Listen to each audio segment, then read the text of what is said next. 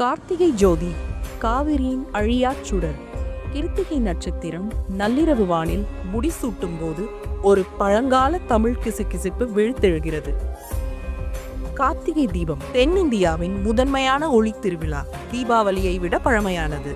சங்ககாலத்தியில் பிறந்தது. கிமு 300ஆம் நூற்றாண்டு. சிவன் எல்லையற்ற ஜோதியாக அண்ணாமலையில் ஒரு நெருப்பு தூணாக சுடர்விட்டு நின்றார். பிரம்மாவின் பெருமையையும் விஷ்ணுவின் தேடலையும் அமைதிப்படுத்தினார்.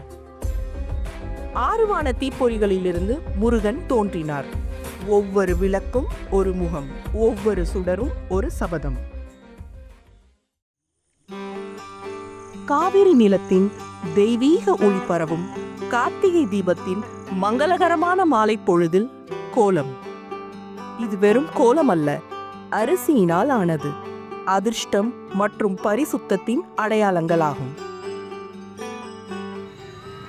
ஒவ்வொரு நெல் தானியமும் வாழ்க்கை வளத்தின் அடையாளங்கள். இந்த மாவிளக்கு அரிசி வெல்ல கலவியினால் ஆனது.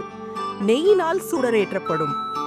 வளமான வாழ்வுக்காக இதயத்தில் தூய பக்தியோடு கடவுளுக்கு படைக்கப்படும் ஓர் இனிப்பு பிரசாதமாகும்.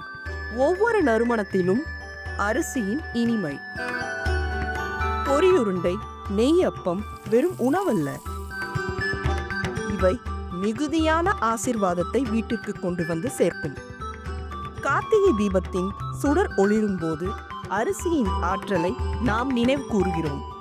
இது வெறும் நெற்கதிரல்ல, ஒளி, பரிசுத்தம், இந்திய கலாச்சாரம் ஆகியவை சார்ந்த வாழ்வின் அடையாளங்கள்.